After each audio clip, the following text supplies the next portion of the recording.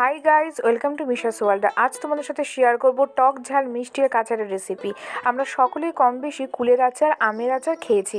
আজ তোমাদের সাথে শেয়ার করব আমলকির আচারের রেসিপি। এর জন্য আমলকিগুলিকে ভালোভাবে ধুয়ে সেগুলিকে 50% মতো সেদ্ধ করে নিতে হবে।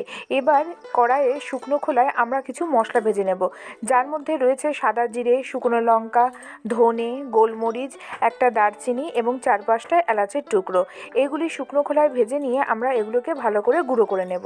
তারপরে একই কড়াইয়ে অল্প পরিমাণে সাদা তেল দিয়ে তার মধ্যে আমরা 5 ফোড়ন দিয়ে আগে সেদ্ধ করে রাখা আমলকিগুলোকে দিয়ে ভালোভাবে তার মধ্যে সামান্য পরিমাণে হলুদ, লবণ এবং লঙ্কার গুঁড়ো দিয়ে আবারও ভালো করে মিশিয়ে নেব। তারপরে তার মধ্যে প্রয়োজন মতো আমরা আখের গুড় দিয়ে দেব। যখনই গুড়টি ভালোভাবে আমলকির সাথে ভালোভাবে মিশে যাবে, তখনই আমরা আগে গুঁড়ো করে রাখা মশলাটি এবং পাতিলেবুর রস দিয়ে এই আমলকির আচারটি সম্পূর্ণ করে ফেলবো। কেমন লাগলো তোমাদের আজকের রেসিপিটি অবশ্যই জানিও, আর চ্যানেলটিকে সাবস্ক্রাইব করো।